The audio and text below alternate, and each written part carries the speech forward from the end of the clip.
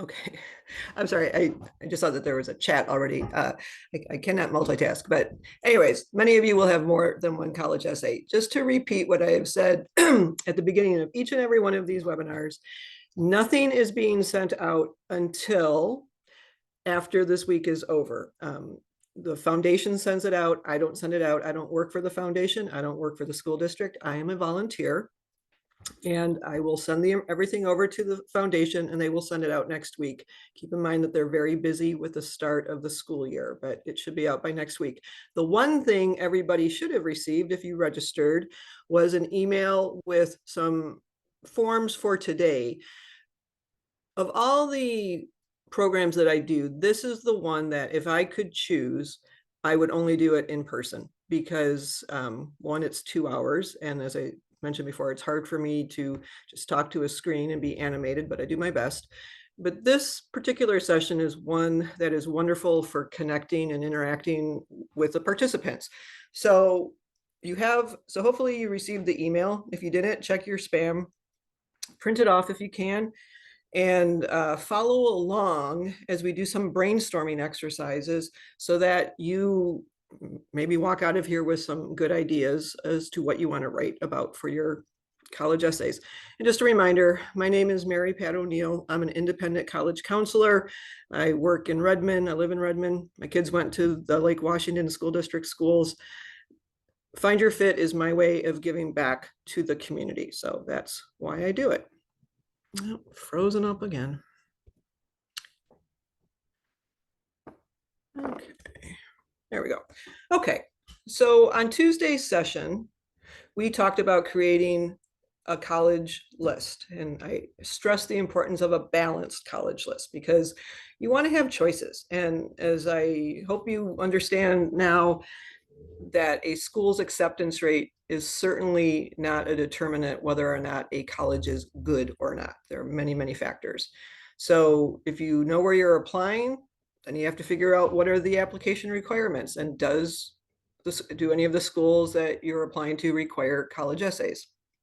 Have you thought about it? This is something I think a lot of people do think about. I'm going to write about this for my college essay and things like that. I've had students who, when I meet with them, they tell me they've had their idea since sixth grade. They're very excited about it. Some of you might have written a college essay in a junior English class.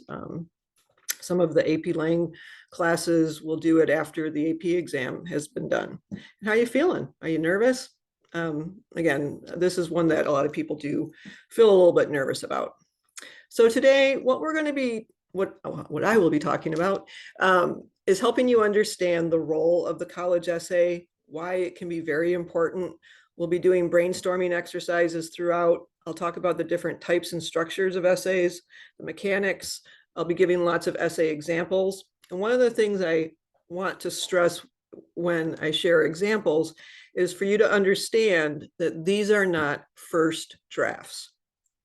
When I talk about the college process, it is certainly a process when it comes to the college essay. I've been doing this for 10 plus years. I have read, I don't even know how many, at least, I don't know, 1,000, 2,000 essays in that time. And I've only had one instance where the student wrote a draft and I said, wow, that's great. You don't need to do anything. It's a process and it needs to be worked. It's a craft. You don't want to just throw it out there and send it to colleges. You want to spend some time on it, which is why you want to get going on it in August and not wait until October 29th if you have a November 1st deadline.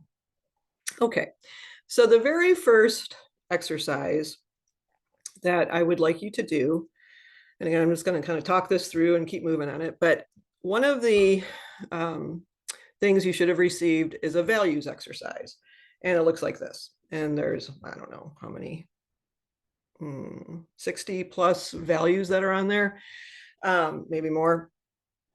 And what I would like you to do is to go through, as I'm talking, and select the 10 values that you feel the most strongly about, that they're the most important to you today. And I always say today, because first of all all of you, each of us could pick more than 10 values that are important.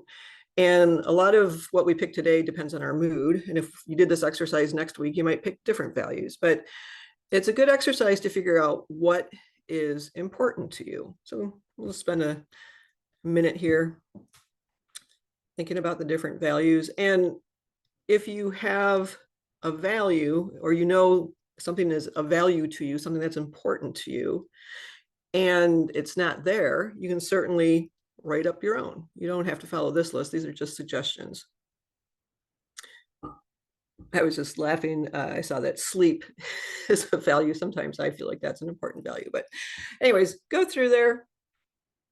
Pick your 10. Again, I don't want to waste your time here while we just sit and wait because I can't tell if you're done or not. But once you have your 10, go back to it and pick your top 5. And then after you've picked your top 5, look at those and think about, of those, which would be your top 3 today. And then finally, what's your number 1 value today? And if I were doing this, and I have done it before, these are my values: gratitude, authenticity, vulnerability, humility, love, family, helping others, spirituality, kindness, joy. It pretty much sums me up. And if I was working one-on-one with a student, or if we were doing a workshop in person, this is where I would ask for a volunteer and say, hey, who'd like to tell me one of their values? And again, this is something you don't have to do it for all of them, but it might be interesting for you to do it for 1 or 2, because a lot of times I don't think we realize why things are important to us. And as we talk about writing essays, I think it'll be more clear as to why this could be important. So one of the things that I'll start with, vulnerability, which we will be talking about later, I always ask a student to define it. Like, how do they define that word? And so again, think to yourself, and again, how do you define it? And it's interesting to me, a couple of weeks ago, I was with a student and we were doing this exercise, and their the value we chose to talk about was excitement. And in my job, I always have to remind myself not to make assumptions, but I'm human and sometimes I do. And so I said to the student, well, we don't need to talk about the definition since we both know what that means. And I discovered that our definitions were very, very different. In my world, excitement was taking a risk, pushing myself, going to the edge, type thing. And for the student, it was something to look forward to. And those are 2 very, very different definitions. Anyways, okay, so think about, okay, what is it? How do you define it? And then ask yourself the question, is this something that has always been important to you? Or as you've matured and gotten older, perhaps in high school, that it's like, when have you been aware of this value? And how do you think of times in your life, like what do you do that represents that value? Like vulnerability, one of the things anybody who meets me knows, I'm not afraid to go deep, go vulnerable, share my flaws, because I just think we connect better that way. Although when I was younger, when I was a teenager, I certainly didn't want to do that. Anyway, so think of where does this value show up in your life? How have you developed this value? What type of things, activities, or circumstances that have happened, that this is important? And then to ask yourself, moving forward, when I think about college or after college, how will this value be important to me? How will it help me be successful? How will it help me reach my goals? And you might be surprised to see a little story arc that shows up here. So anyways, hopefully I gave you enough time, but go back to that. And you might be thinking, well, why are we talking so much about values? So I have shown this chart. This is from College Data, one of the websites, one of the college resources that I use frequently. And this is from the admission page of any college that you're interested in. And if you scroll down on the admission page, there is this scattergram of 20-ish admission factors, and colleges have to annually say how important these specific factors are in their admission process. And everybody's list looks a little bit different. Their scattergrams look different because, as you all know, it depends on the college, and colleges all handle things differently. So the school on the right, or the school on the left of the screen, is UCLA, and the school on the right is Stanford.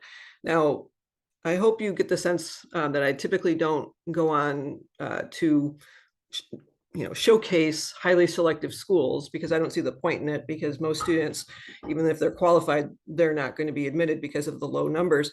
But I'm using it in this example because I think it makes a point. So for both of these universities, you can see that the essay is very important in the admissions process. And then you go a little bit more than half, and there is a line that says character and personal qualities. For UCLA, it's important. For Stanford, it's very important. And students will often say to me, Mary Pat, how is that measured? And that's a good conversation to have. So as you know from our conversation yesterday, there's 5 possible things that a college will ask for in the admission process. The first one, and it's always this is the one that for sure has to be there, is your high school transcript. Again, I don't know you guys, I don't know how you've done. However, no matter if you've done well or you got some room to improve, whatever, personally, I don't think a transcript shows character and personal qualities. I don't think it does. The same thing with a test score. Some people test really well and don't do very well in their classes, or do well in their classes too, but they happen to be really good at it. I know people who don't test well. They're fabulous people. That doesn't showcase character and personal qualities. The third possible thing is the high school activity list. And I think how someone spends their time can reflect upon their character and their personal qualities as far as what's important to them. However, as we talked about yesterday, on the Common App, students are only given 150 characters, remember, not words, characters, to describe what they do. So you can't go very in depth into an activity list. The fourth possible thing is letters of recommendation. And certainly, if there are letters of recommendation, we would keep our fingers crossed and hope that whoever writes it is going to talk about our character and personal qualities. But as I reminded you yesterday, because of the FERPA laws, technically, students aren't supposed to see their letters of rec, okay? So we don't know what that person is saying about you or me, or whoever they're writing the letter about. And again, some teachers, I volunteer in the district, and letters of rec are involved, and I see letters of rec from teachers. Some teachers write phenomenal letters of rec, and I'll tell you, other teachers basically write a Mad Lib, okay, where it's again, that's not a diss against the teacher. Letters of rec are a lot of work. But also, as I said yesterday, there are plenty of colleges, University of Washington, the UCs, Cal State, they don't accept them. So that's, it may or may not even be an option to have letters of rec. So what does that leave? It leaves the essay. And the thing about the essay, I'm going to stress this a lot, it is 100% in your control. You might work really, really hard in a class and you don't get the grade that you'd hope for. Okay. You might do all you can to do well on a standardized test, and it's just not your strength, okay? But the essay, you control what it's about. You control every single word. You control it. So make sure when it's done that you get a sense of your character and your personal qualities. And that's why knowing what your values are, because you want to weave them throughout your essay. A good essay is going to show at least 3 to 5 characteristics about a student, quite frankly. So think about, what is it you want a college to know about you? You control the message. So that's why values are so important. So at many colleges, the essays are important, especially the higher up the food chain highly selective schools, because at the, for schools that are more inclusive of students, where they have a higher acceptance rate, especially if you're a strong student, you could probably write a pretty meh essay and it won't, you'll still get in because of the strength of your academics. But as you get into more selective schools, you're not standing out because of those academics, because everybody has them. Everybody has similar data points. So that's where the essay can take on a bigger role and a bigger importance. So a couple things here to keep in mind. Do not for any instance forget that universities, colleges, whatever we want to call them, they're businesses, okay? They're not charities, they are businesses. And they're creating a freshman class, and this is sent down from their board of trustees and the president, and admissions has to work with all these rules, and and there can be things that they're looking for. They can want more business students because they spent $50 million in upgrading their business school, or they might want students from a particular geographic area, or they might need more full pay students, or who knows what they need, but they don't advertise these things. So sometimes it can be frustrating for students when their friend gets in and they don't understand.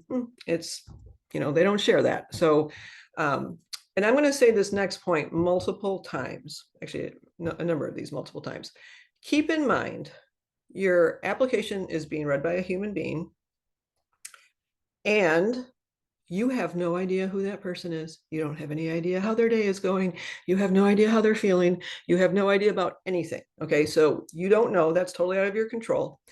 And the thing that surprises students is when I tell them how quickly college applications are read.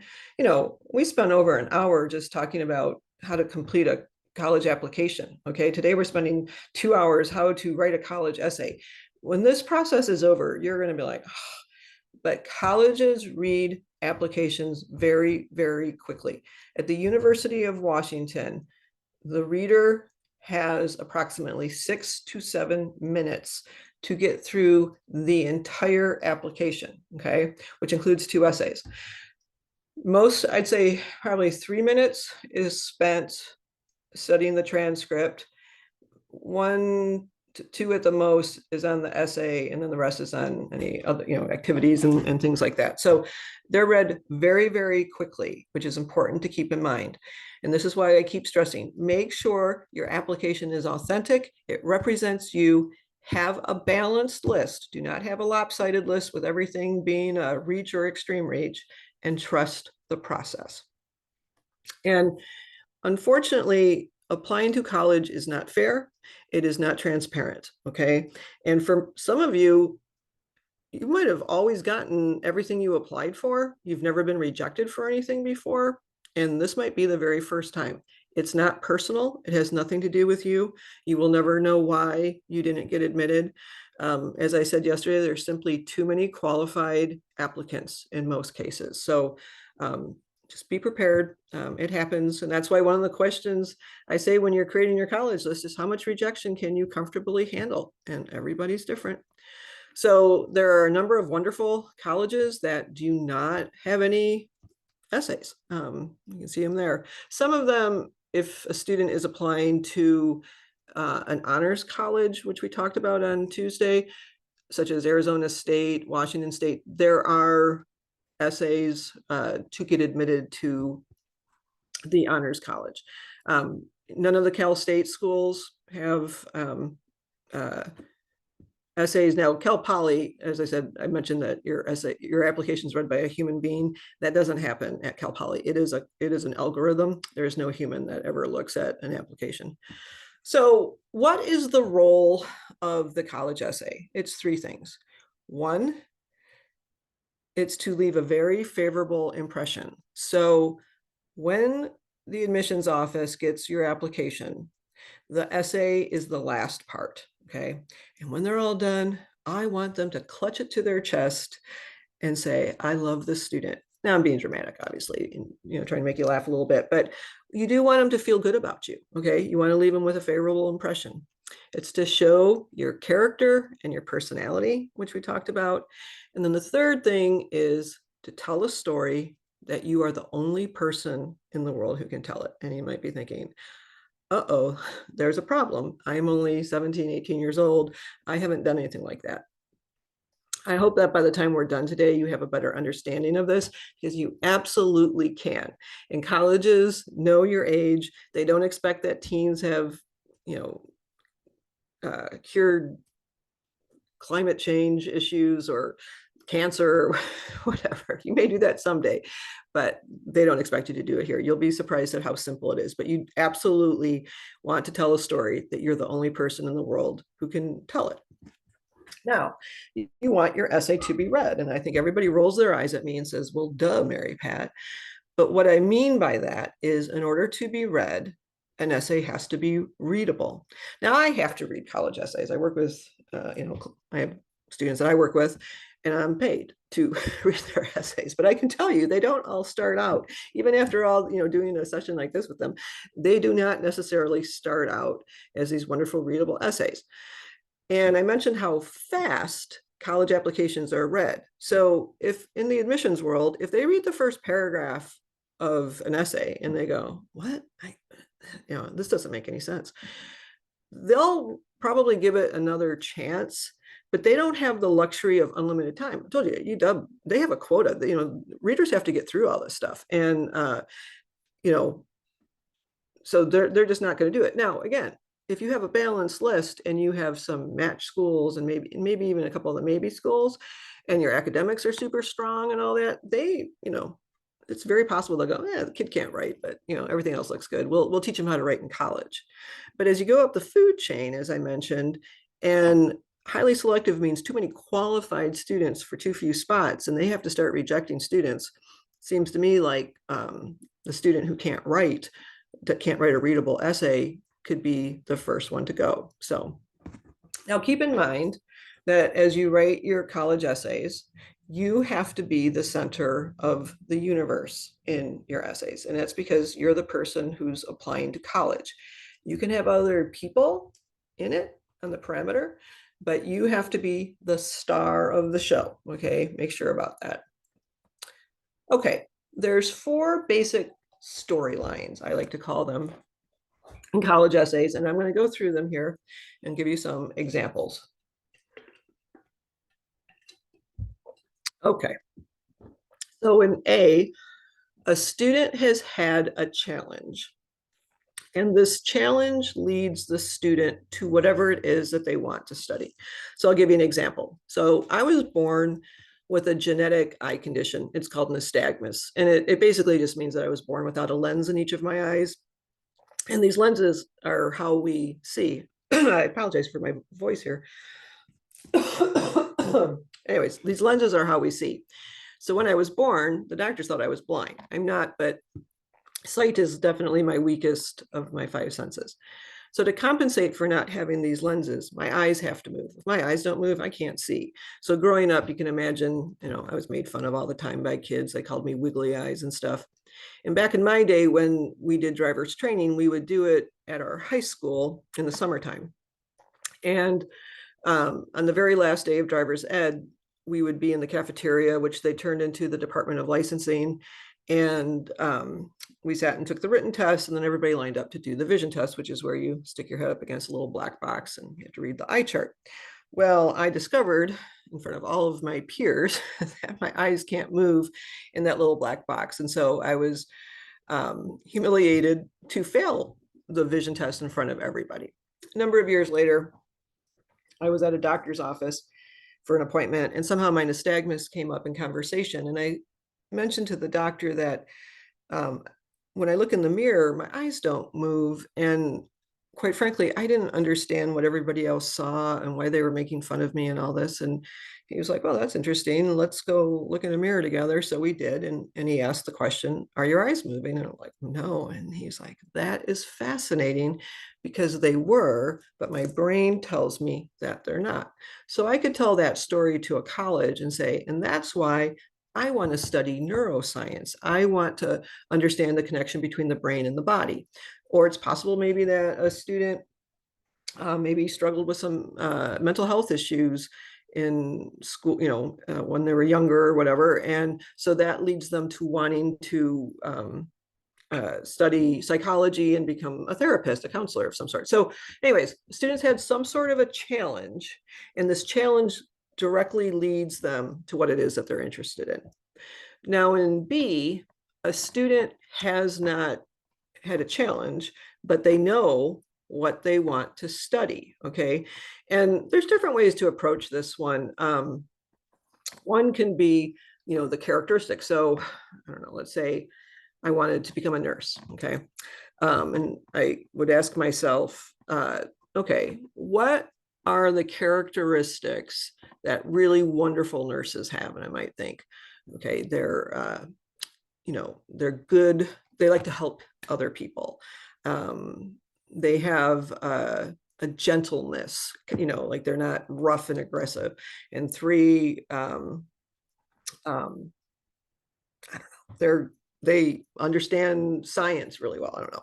So then what I would do is I would work backwards, and I might say, okay, here's an example of me helping others. Here's an example that demonstrates my ability to be gentle and calm with people. And then here's an example that demonstrates my scientific knowledge. Well, guess who'll be a fabulous nurse? Me, because I possess those qualities. Another way to approach the B one is just what things have led me, you, whatever, to knowing that this is what you want to do. And it could be, so if, again, going back to my nursing thing, it could be, I helped care for my grandmother was sick when I was growing up, and I would go and assist her and help her. I got involved in HOSA in high school.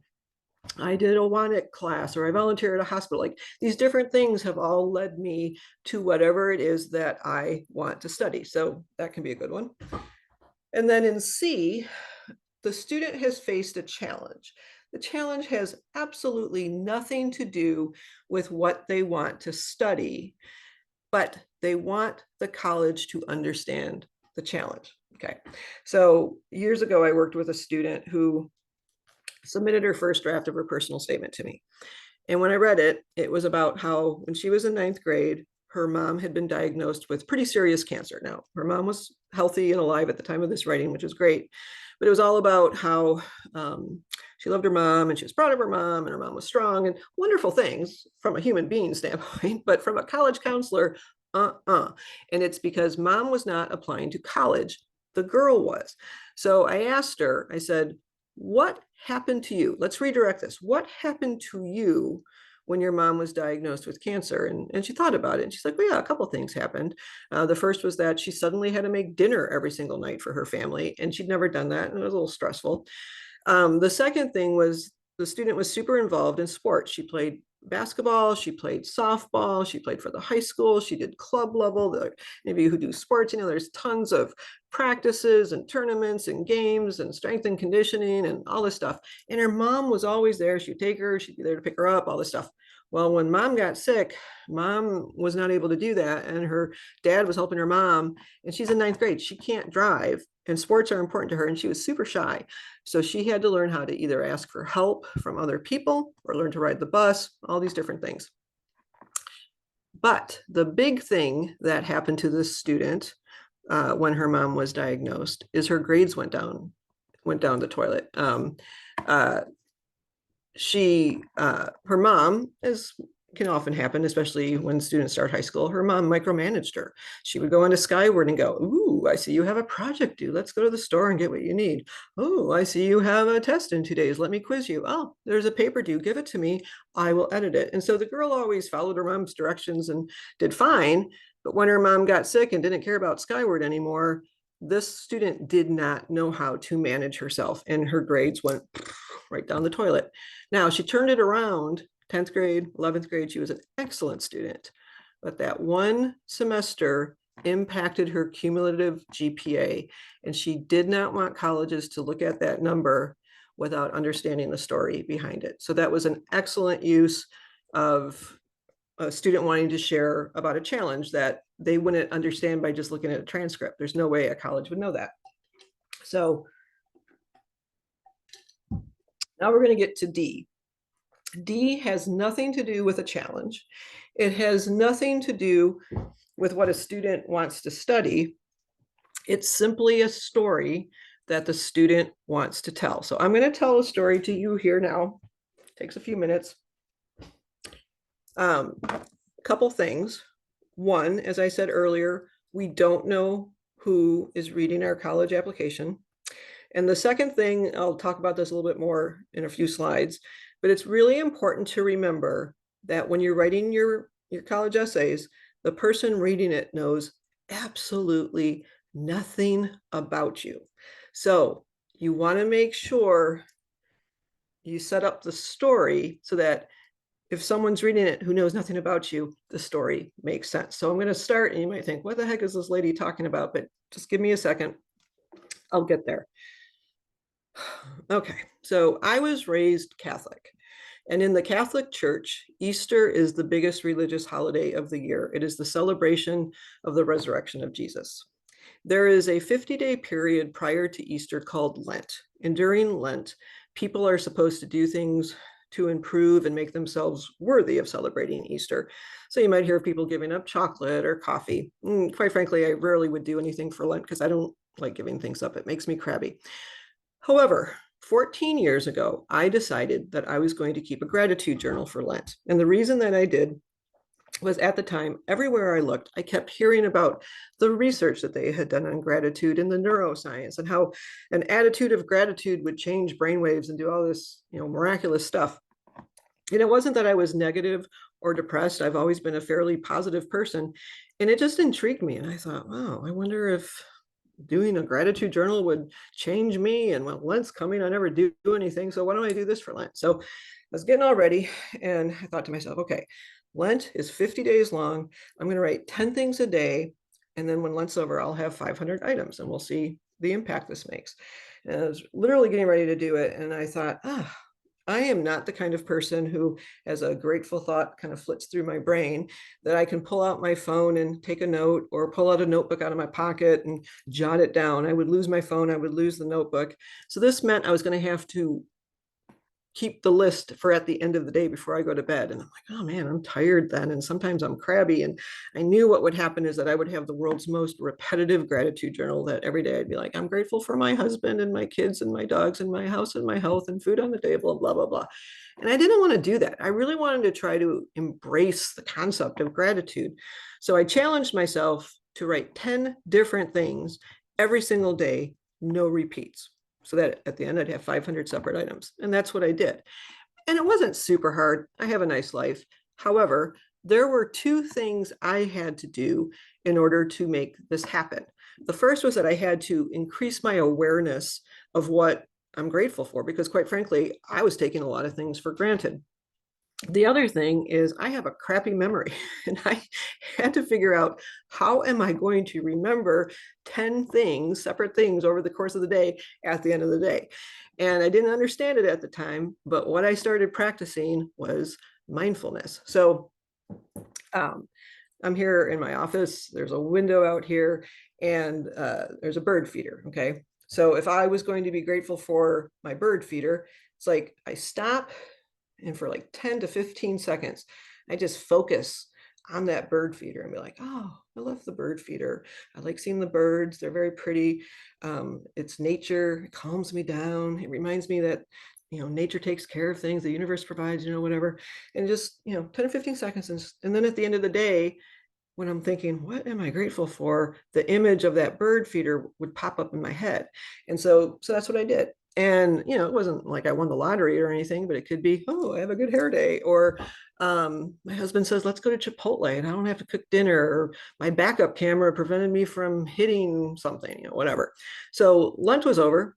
I have my 500 items and I was reflecting on it. And I was very surprised because I honestly didn't think it would change me, but it did. Doing this exercise changed me. I was happier. I felt like I could see the grace, the beauty, the good in things that I never noticed before. And then also I felt like people liked being around me, like my energy had changed and people are like, hey, kind of feel good when I'm around you. So I thought to myself, well, I don't want to stop doing this because I like what it's doing. So I didn't. So as of last night, I think I'm at 43,372 or something like that.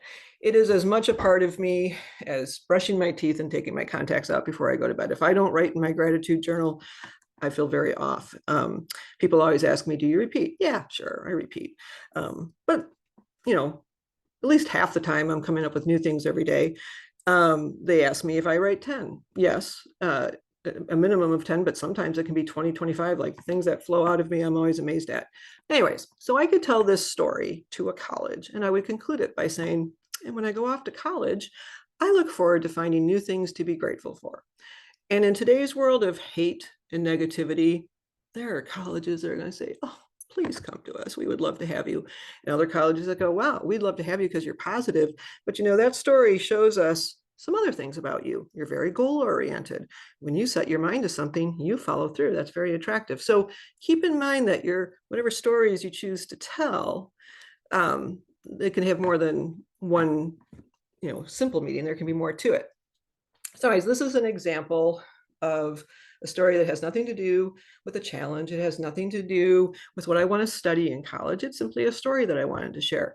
And the one thing I can say with 100% confidence is I am the only person in the world who can tell that particular story. I hope some of you have gratitude stories because I think gratitude is amazing, but I guarantee you, you don't have that story.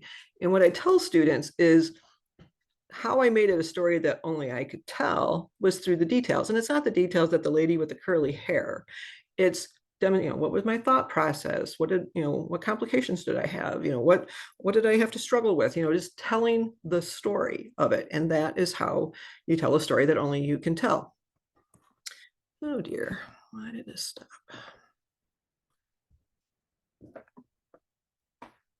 Okay. All right. So there's two basic structures to essays. You've probably heard about these in every single English class that you've ever had. The first is the narrative, cause and effect. One moment leads to the next. My gratitude story was certainly a narrative. The second one is known as a montage, okay? It has a theme. Everything is related and condensed. And this can work really well, particularly like when I talked about, explaining to a college how you want to do whatever it is that you want to study. So here's an example. It's a little dated, but it still works. So worked with a student years ago who was struggling with the essay, and I said to him, he decided to do a montage, and I said, okay, you want to study business.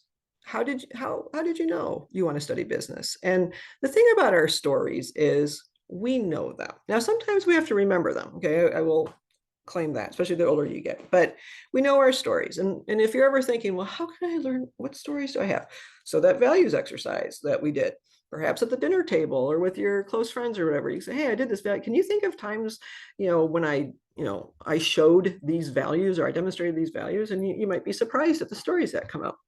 Another thing you can do is you can look around your bedroom. Do you have, mementos, tchotchkes, whatever, pictures, notes, music, things trigger memories. Like you pick it up and you go, oh yeah, I remember this is the time that I went and I did this and I volunteered here and I got this award and blah, blah, blah, and you just forget about them. But you think about it like, wow, that's actually a pretty cool story. So anyways, going back to my business example here. So I asked this student, I said, when was the first time you thought to yourself, I want to study business?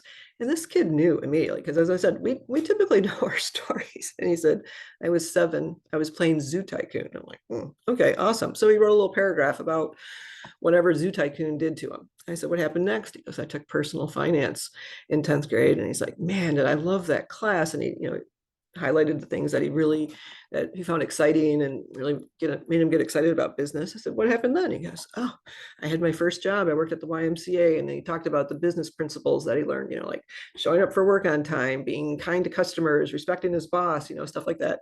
And then the final thing that he wanted them to know was that he loved the show Shark Tank, and he especially loved Mark Cuban and everything that he had learned from Mark Cuban or Shark Tank. And that's a montage. Okay. So it is a very effective structure for a lot of students. So those are the two structures. Now, how do you get into the actual mechanics of writing a college essay? So um, if I was meeting with you one-on-one, I would ask you the question, do you like to read? Quite frankly, I'm very disappointed at the number of students who say no, but that's me. I happen to be a big reader.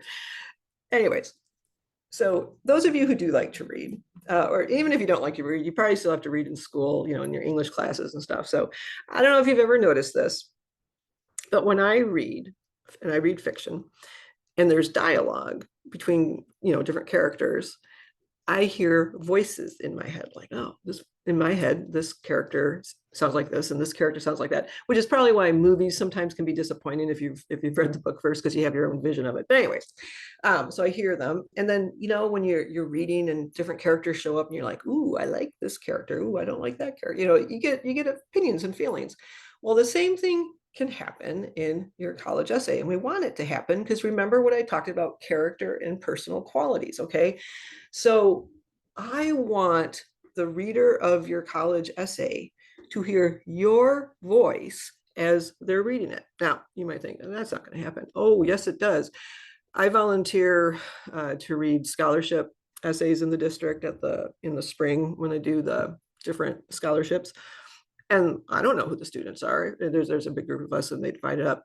And it's fascinating to me that as I'm reading now with my students, I know my students, so of course I expect to hear their voices, but I hear voices. Okay, I hear that sounds crazy. I said I hear voices, but I do. I actually hear the voice of the person speaking, and you get emotions like like, oh, I like this person, that type of stuff. So what I tell students is, what I want you to do is to write your college essay as if you're talking to somebody. It's pretty straightforward. Okay, like you just like you're talking to somebody. And if you struggle with that, I can imagine that, if it were me, I'd probably be like, how would I say it? And I would just try to type it like that. But another way to do it is, once you figure out your story, and it's going to take some work. Remember, this is a craft. You're not going to do this in one shot and be done with it. But to use either the microphone or dictate function on Word or Google Docs, very sophisticated software, much better than a phone would be, and just talk your story in, and you'd be surprised. You'll get an excellent first draft. You'll have to edit it because you'll laugh at yourself and stumble and whatever, but it'll give you a good idea of how you speak and how to tell a story. So you want it to be conversational. Make sure you are the star of the show. Who's this essay about? It better be you. Are your values showing up? Like, what are you showing them? Okay, you write it in first person, and for some students, they've never done this before. Okay, so that's kind of weird. And if I were reading your essay, I should hear your voice. Okay, I want to hear a voice when I'm reading a college essay. So the very first one you want to start with is what I call the personal statement. There are other names for this. Sometimes it's called the college essay. Sometimes it's called the Common App essay. It is known as the personal statement. And when we looked at the Common App yesterday, I showed you, remember, some colleges don't require the personal statement. So the word count for the Common App personal statement is 650 words, which might sound like a lot, but it really isn't. It's basically one sheet of paper. And I call it a generic college essay because when you refer to college, which you do need to, which I'll get into in a couple minutes, it's generic college, not specific, like University of Washington or University of Maryland or Tulane or whatever, wherever you're applying. It's just in college. Okay. So there are 7 prompts, which I'll show you. You might have looked at them already on the Common App. And I'm always amazed at the number of times where students focus on the prompt. Okay, the prompts, they're great. I don't have any problem with the prompts. I think they're come up with good topics and stuff like that. But they are so generic. They are so kind of bland. Tell us about a challenge in your life. Tell us about a subject that interests you. So what I stress to students is, do not worry about the prompt. Worry about your story. Think about your values. Think about, again, you control this. What story? What do you want a college to know about you? And then when you're done, you can match it up. And whenever students ask me for my input on that, there's usually 3 or 4. I'm like, oh, it could be this one, this one. They're like, so there's no good prompt. There's no bad prompt. They're just prompts. Okay. And they honestly do not care. Now, some students may need more than one personal statement, and we will get into that later on. So just keep that in the back of your mind. Now, as you know, we talked about this yesterday. There's different application platforms, okay, and it depends on the college. Common App, as I said, is the most widely used. I haven't had a student use Coalition in a couple of years, but you might need to. I don't know. University of California has its own application. We'll talk about their prompts. And then the Cal State schools like San Diego State, Cal Poly, things like that. They have their own, but there's no essays, so you don't have to worry about essays at all. So I have two adult children. I love them both, a daughter and a son. And my son is the younger. And when he was in high school, he used to ask me to read his papers. And I got to tell you, I didn't enjoy this. It was never anything I looked forward to doing. So what most students are used to in high school is the teacher standing at the front of the class saying, class, I want you to write a 4-page double-space paper on whatever subject. And most kids think to themselves, oh my God, I don't know how I'm going to get 4 pages. So my son was no different. And so this is what he would do. He would take his time and he would ramble to get to the point, and he'd have lots of description, lots of adjectives in his report. And then right around the bottom of page 2, I could tell he was starting to panic because he didn't have anything else to say, but somehow he had to get to 4 pages. So then he would rearrange things and repeat himself. He'd rewrite it, but he was repeating himself. And again, if we were in person, I imagine a lot of you are nodding your head going, yes, that's exactly how I write papers. I don't care, because we're not talking about your college or your high school papers. But I bring this up because you do want to be careful about things like rambling and repeating and not, going off on tangents, because that can become that unreadable essay that I cautioned you about. Okay, it needs, remember how fast they're reading it. These things need to be readable and they need to make sense. Be careful about description. So if you think about it, what did I say earlier? I said, I want you to write this as if you're talking to somebody, as if you're telling somebody a story. So, I mentioned there's a tree outside my office window here. Now, if I was to describe the tree to you, I might say, it's a pretty tree. It's a big tree. It's a, maybe I'd say magnificent tree because I do like it. But I wouldn't sit there and say, oh, the majestic brown trunk with its intertwining trunk branches and the multicolored leaves. Like, I'm not gonna, that's not how we talk. We talk pretty straightforward. And that is how your personal statement, because again, you only have 650 words, and boy, do you want to be strategic. Don't waste them on description. You're going to hear me talk later about this is not creative writing, and I feel for you guys. I work with a lot of kids who are really on the STEM path, and I think they thought that the personal statement was going to be their chance to write poetry or be super creative and all this stuff. It's not creative writing, and if you're going down that path, you're going down the wrong path, quite frankly. So anyways, so there shouldn't be a lot of description. If you're finding that there's lots of description, you're talking about the beauty in the flowers and the multicolored hues and all this different stuff, you're on the wrong path. It is not a paper, a high school paper. I had one of my students submit his first draft of his personal statement, and it was basically a report on the financial markets in the United States. He was nowhere to be found. And it was, and I had to throw it back. No. And then be careful about tone too. This isn't something I think people intend to do, but sometimes it comes out. And what I mean, as I said earlier, when they're all done reading your essay, which is the last part of the application, you want to leave them with the warm fuzzies where they're like, oh my God, I love this kid. I feel connected to this kid. This kid's fabulous. And sometimes students will write in a way where they're self-righteous, or they're bragging, or they're whining, or they're throwing people under the bus and not accepting responsibility. And again, those things just make you go, something smells here, And so just be careful about tone. Just pay attention. Now, something that I talk a lot about is the difference between telling and showing. Okay, so there's two different statements that students will make in a college essay. There's the tell, and then there's what I call the show, and they're both important. But you don't just want to tell. So what are tell statements? I like helping people. I practice the art of gratitude. I love chocolate. I love dogs. I love to read, whatever. And anybody, the problem with just telling, well, first of all, there's not a lot to it, but anybody can tell anything. If I had a group, again, if we were in person and I said, hey, how many of you like to help people? Well, everyone says they do. Or how many of you think you're funny? Everybody says, we all think we're funny. Are we really? I don't know. So whenever you tell something to a college, I'm a leader. I like helping people, whatever. I love astronomy. Okay, whatever. Prove it. Okay. The show is what I call anecdotal proof. Okay.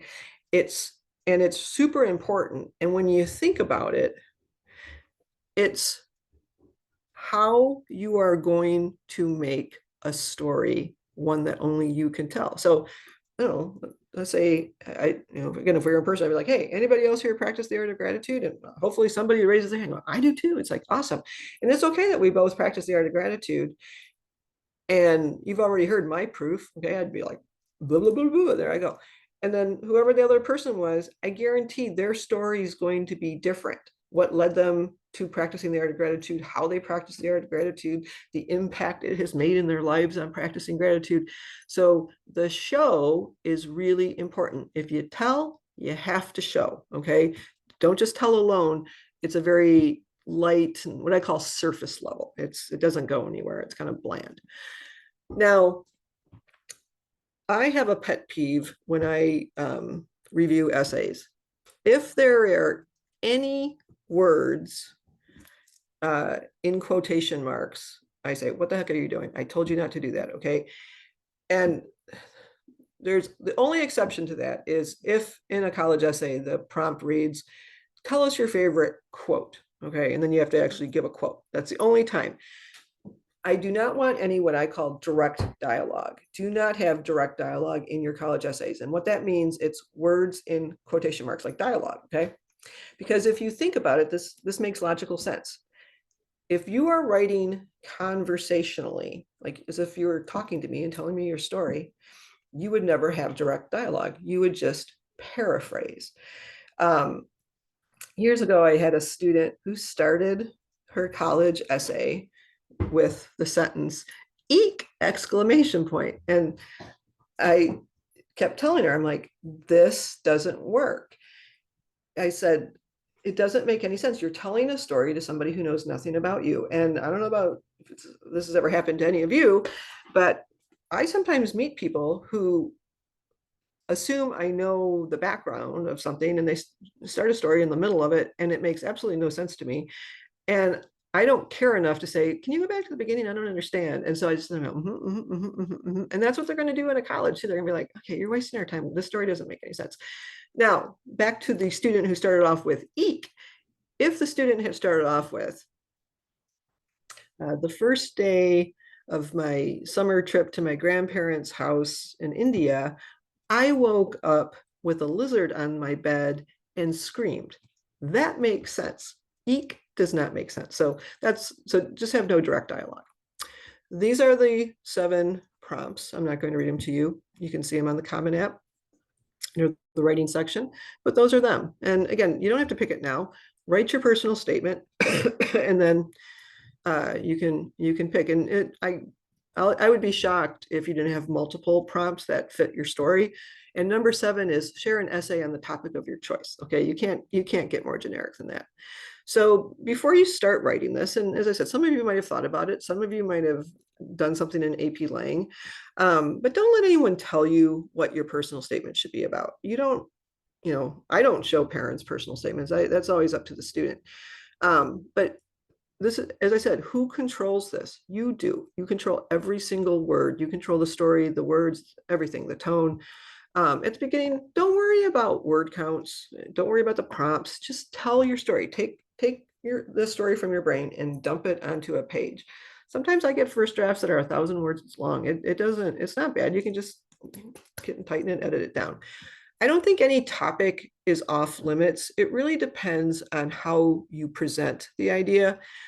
My only caveat this year is politics. I personally do not recommend that anybody write anything political. And it's because you have no idea who is reading your college essay. Okay.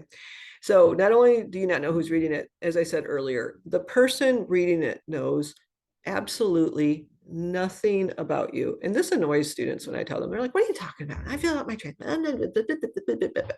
Okay, you guys. I told you how fast they have to read these college applications, okay? And basically, every college, what they do is they have some sort of a scoring process, and they all do it differently. And in some instances, colleges will have two people read an application. One person gets the essay, the other person gets the other parts of the application. So the essay person might not have access to your transcript and things like that. But even if it's one person reading it, again, poor UW, those readers have to get through an application every 6 or 7 minutes, okay? UPenn, they spend 4 minutes, okay, because they have two people reading it. So they're reading these things really quickly. And if there's something that is critical to your story, don't assume they're going to remember that you took a certain class or that you were involved in this activity or whatever. If it's important, put it in, okay? Because they're not remembering, oh yeah, this student did really well on their SAT, although their grades, just make sure you don't forget it, okay? Don't assume, don't make any assumptions. So when I'm reviewing college essays, and Find Your Fit will be doing some essay review sessions in the fall. We don't have the dates yet, but just know that that'll be happening. And unfortunately, I only get about 15 minutes to spend with each student. And the two things that I look at are the first paragraph and the concluding paragraph, because those are the areas where students typically make the most mistakes. The first paragraph is very important because it sets up the story. It's the foundation of the story that you're telling. And a lot of times students think, because in English classes, their teachers told them they have to have hooks. And I'm not opposed to a hook if it happens naturally. If you happen to have a story that has a hook, okay, awesome, tell it.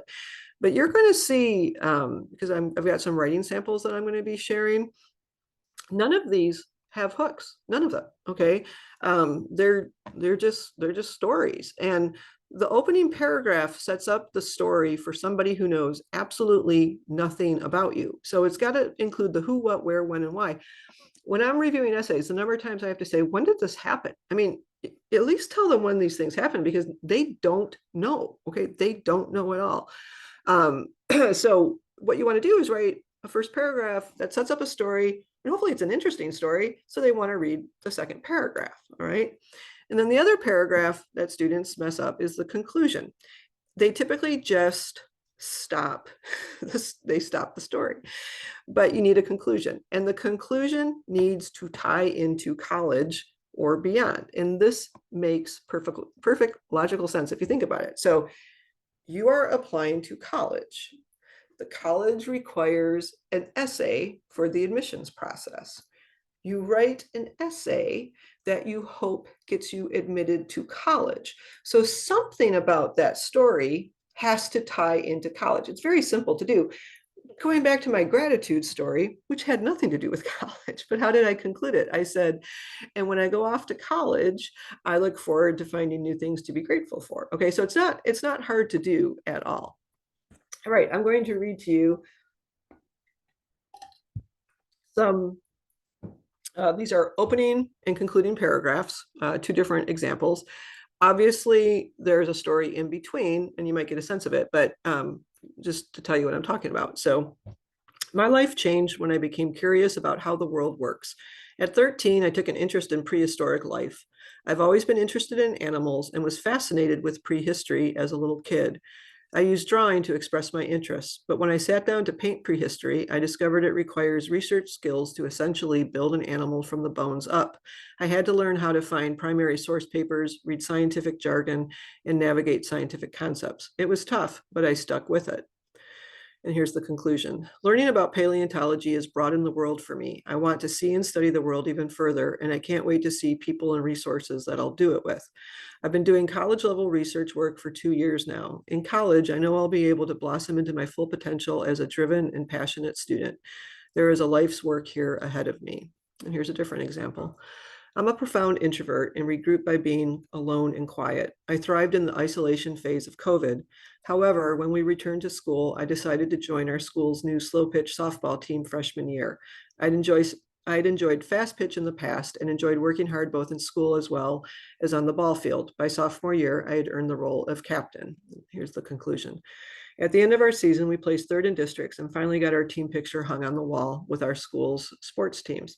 Many of our players won district-wide awards, and we even found a coach for the next season. Although this season's obstacles seemed insurmountable, they also taught me how to be a leader. While my introverted skills might not be the traditional set expected of a leader, I discovered the importance of leading by example, fighting for what I believe in, and standing up for a cause. I know these traits will help me be successful in college and beyond. So these were both, very successful students. Sometimes students ask, well, did they get in?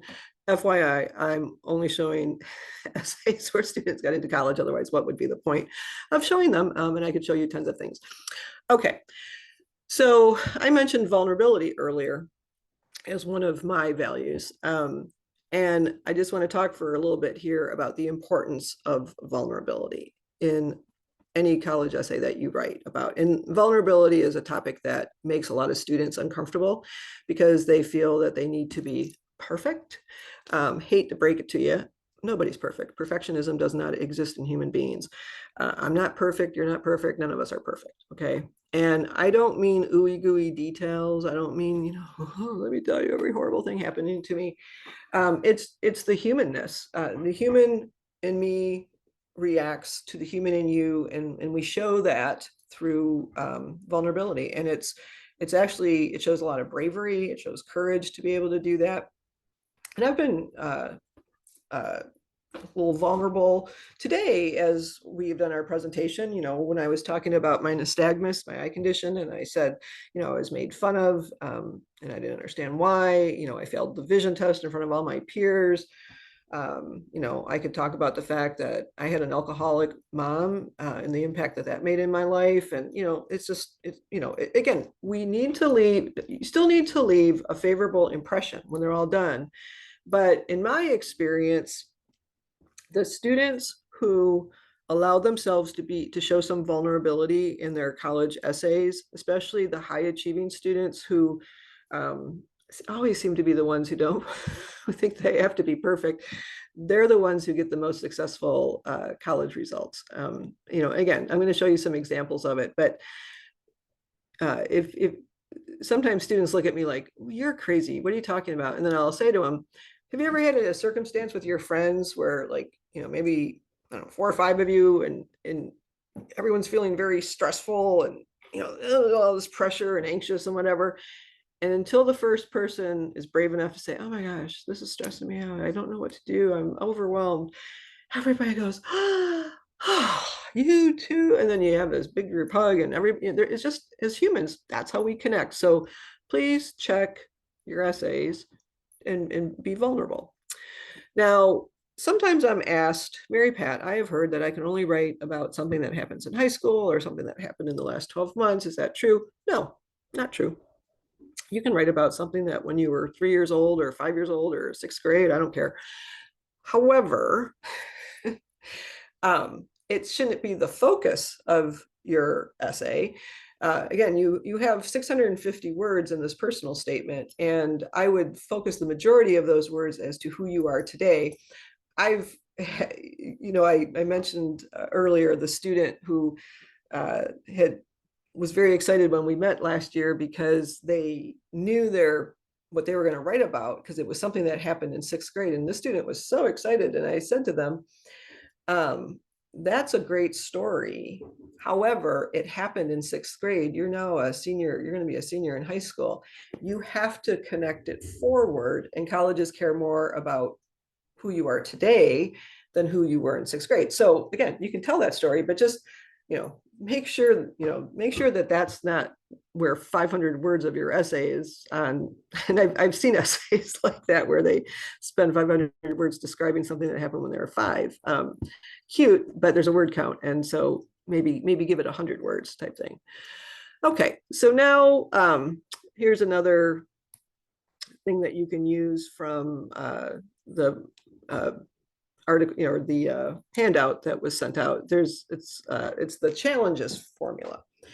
And again, you can do some of your own brainstorming here. So no one has to write about challenges. No one has to, unless of course a college specifically says, tell us about a challenge you've overcome, and well, then you have to. But challenges can make for a good story. Okay. And sometimes students go, I've never had a challenge, and I'm going to call BS on that, because every single person, everybody has had at least one challenge, even if it's something silly. Like for me would be, I don't like to eat fish, and if I go to somebody's house and they serve salmon, it's a challenge because I don't want to be rude, but I don't want to eat the fish. But anyways, so I just want to walk you through the formula of, how do you handle a challenge, and just a couple things here. Challenges work best if you're going to write about them if you've completed the challenge. I have had some students, I did this workshop in person back in June, and a student, was willing to be vulnerable, shared a challenge that they had. And it was interesting because it wasn't complete. There wasn't like the distance that it's completed and then you can reflect upon it. Like it was still going on. And another student I'm working with right now, where the challenge that they're talking about, they're still in the midst of it. Okay. So I would recommend that you have to have completed the challenge. And the other thing is, if it were a very serious challenge, perhaps, very serious mental health issues that were leading you to self-harm or things like that, I would be very careful, because you don't want red flags going up. Again, if you are successfully passed and you can, prove it that you're successfully passed. But anyway, so this is just the formula, okay? And maybe write things down as I'm talking here. I'm just going to walk you through it. But the first thing that you need to do is identify the challenge. Okay, what is the challenge? And sometimes kids will give me a whole bunch of background. I'm like, no, sum it up. I grew up with a mom who was an alcoholic, or I moved a lot and I have a hard time making friends. Whatever. But identify what the actual challenge is, and then again, you got to fill in the details, like when was this, what was going on, whatever. Okay, so you identify the challenge. The second thing that you do is that you need to list out the negative effects. What happened to you because of the challenge?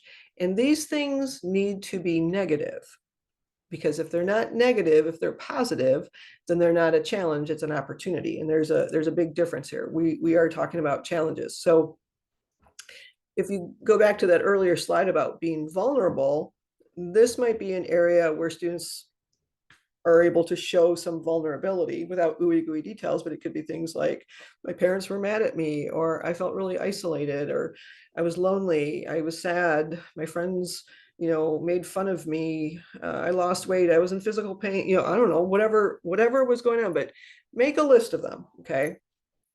Now, sometimes students want to wallow in this. You don't want to wallow here. It's part of the story, and it needs to be part of the story. But the magic of a challenges story is, okay, these horrible things happened to you. What did you do about it? Okay. And again, it's funny, because when I work one-on-one with students and I have them, tell me, and then I just ask these questions, and they're like, oh, and you have to think about, like, well, what did I do about it? And I mean, sometimes the students will say, I did nothing. And that's okay. There's nothing wrong if that's your circumstance too. Um, but and obviously if you did nothing, then this would not be a story to tell a college. But in most cases, students have done something. Oh, well, I went and learned about this, or I went and got some help. I talked to somebody. I did, whatever. Again, I don't, depends on what the challenge is. So what did you do? And then the final step is, how did you change? How did you grow? And again, if you think, you might be like, oh my God, I didn't get the connection that because this thing happened, that's why I am today. That's why my values, this particular value is so important to me, is because of this challenge that I had. So anyways, I strongly recommend that you walk yourself through a challenge or two. And again, you might be very surprised at what comes out, and you think, I could turn that into a college essay. Yes, you probably can. All right. So I said at the very beginning that there are certainly colleges that have no essay requirements, no personal statements. Awesome. Then there are colleges that have personal statements. And for some schools, that's all that they have. Awesome. But then there are some colleges that have additional essays, which are specific to the college, and they are known as supplemental essays. And you might think, how do I find them? Well, you will find them on the Common Application or on the college application. I'll show you the University of California's in a minute. They are very specific to the college. You want to make sure they're fall 25 admission supplemental essays. At this point, most of them are out. I think colleges have till August 31st to actually get theirs out. But anyways, you can see them on the Common App. So in the specific college section, like you've added colleges, and I showed you, college information, questions, recommenders, FERPA, review and submit.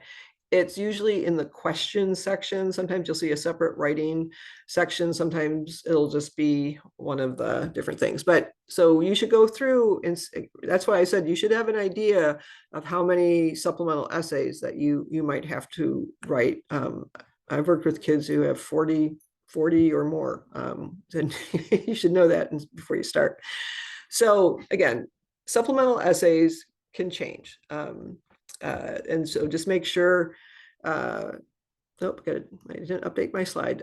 You want to make sure that the prompts are for fall 25 admission, not fall 24. So just make sure that that these have been updated for fall 25. So supplemental essays can be identified as required, and sometimes they're listed as optional. So if it's required, you obviously have to answer it in order to apply to that college. But always check out the optional ones. Now, some very common optional supplemental essays go along these lines. Are you a convicted felon? If yes, please explain. Are you a registered sex offender? If yes, please explain. Have you had disciplinary action against you? If yes, please explain. Have you had a gap year in high school, before graduating from high school? If yes, please explain. And if you can't answer yes, and hopefully you can't to any of those, then you can skip them. But sometimes it'll read something like, in 200 words or less, tell us about your favorite extracurricular activity and why it's so important to you. Well, if that's a college that you would actually like to be considered for admission, and you should only be applying to schools that you do want to be considered for admission, you should answer it because your competition is going to be answering it. So everything that I talked about earlier about your personal statement, how you should write as if you're talking to somebody, make it conversational, write in first person, tell and show, weave your values, be vulnerable, all that kind of stuff. Everything still applies to supplemental essays. There's a couple little differences though. First of all, these are specific to a college. So just like you have to have a conclusion that connects to college in your personal statement, you need these for supplementals also, but you can be specific to the college. You can say the college name in these. The word count is often, not always, is often shorter. And sometimes students mistakenly believe that means it's easier. No, it's actually harder because you have to tell a complete story in a smaller word count.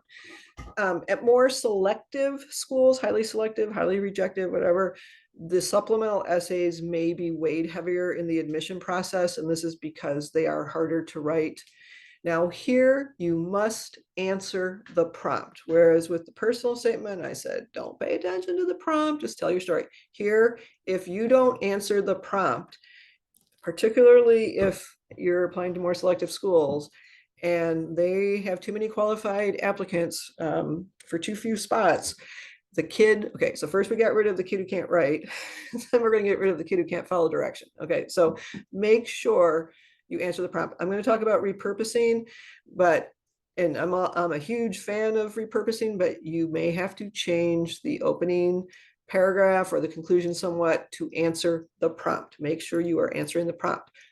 Do not waste words repeating the prompt, okay? So what that means is if it was that prompt I said earlier in 200 words, tell us about your favorite extracurricular activity, please do not start your essay by saying, my favorite extracurricular activity is blah, okay?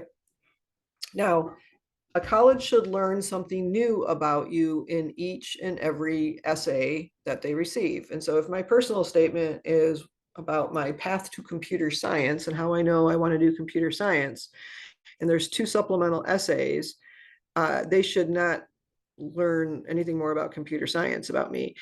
They should learn about maybe my gratitude practice or maybe my love of dogs and how dogs have enriched my life. I don't know, but let them learn different things about you.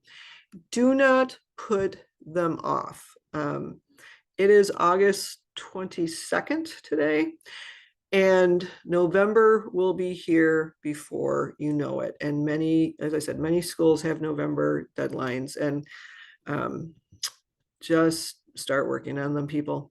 Okay, so repurposing. So what this means is you reuse stories, okay? So I've worked with students who might have 30 to 45 essays that they have to write. But if you were to look back when it's all over, you would see that in their essays, there's probably 3 or 4 stories, and they reuse the story. Again, they might have to change the beginning and the end to answer the prompt, but the story basically stays the same, and it will make your life so much easier. I always applaud students who repurpose. I had a great student last year who I teased him. I said, I swear to God, this kid had one story, okay, but there were a couple different elements in this one story, and he repurposed like I'd never seen before. He won the award. I was very proud of him. Okay, here are some examples of supplemental essays. The ones on the left are the more traditional ones. The ones on the right are what are known as short responses. Not that many schools do short responses. USC, Stanford, University of Maryland. I'm sure there's more, but I haven't started reading supplemental essays this year for me to remember who all does them. So the key with short responses, everything is still the same. Everything that I've been talking about. The difference has to do with word count, character count. So let's say there was a supplemental essay and it's 300 word maximum. And just so you know, the word count, it is maximum. Okay, if you go over, your essay will just be chopped. They won't get the, so pay attention to word count. But anyways, let's say it's a 300 word essay and you knock it out of the park and you tell this fabulous story in 260 words. If I were reading your essay, I wouldn't say, okay, come on, I need 40 more words. I'd be like, oh, awesome, you did it in 260. However, on a short response, if they say, in 100 characters, tell us your favorite food. And you're like, oh, thank God, I can do this easily. Pizza, 5 characters, I'm done. I would go back to you and say, okay, first of all, they don't really care what your favorite food is. They're trying to learn more about you. So you're telling them, remember that if you're going to tell, you have to show. So help them to understand what it is about pizza. Maybe your family has a tradition for birthdays or something like that, and you would always try new pizza places or whatever. But because the colleges are trying to learn more. So on short responses, maximize the character count. Go as far as you can so that you can include more. You don't need to write in complete sentences for short responses, and just be yourself. If you want to be funny, it's okay.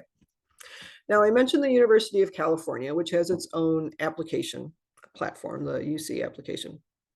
So that is one application. Students can apply up to 9 campuses. The campuses, whose ever box you check, they don't know that you've applied to other UC campuses and all that. So there are 8 prompts, which are listed here. You can find them on the University of California website too. And students need to pick 4. Now, they do not call them essays. They don't call them personal statements. They don't call them supplemental essays. They are called personal insight questions, and they're PIQs. And they absolutely want conversational storytelling. They do not want creative writing. They do not want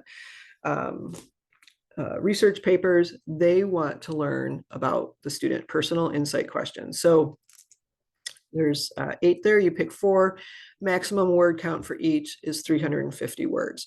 So, you can certainly take your personal statement and cut it down to 350 words.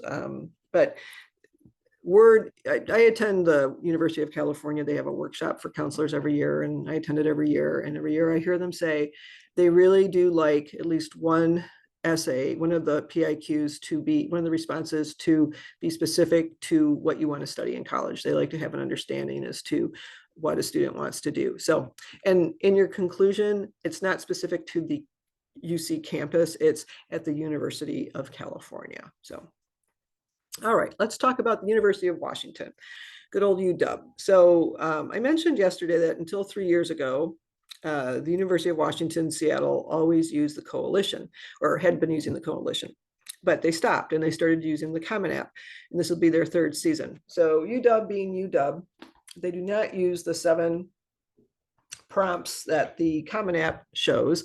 And if you remember yesterday, when I showed you the page that says personal statement not required, I said, look, University of Washington's on there, Western Washington's on there too. But for both those schools, they have a personal statement requirement, but it's in the specific college part of the application. And this is the prompt that UW has, okay? And someone just said the other day that basically what they did was they took the 7 prompts of the Common App and said, this answers all of them, and it pretty much does.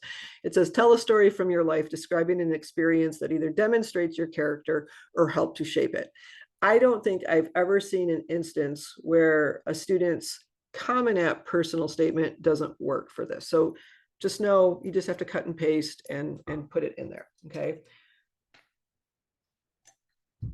And then UW has a short response. Again, it's a required supplemental essay, and it says, in 300 words, describe the world you come from and how you, as a product of it, might add to the diversity of the University of Washington. So just to give you guys a little bit of background.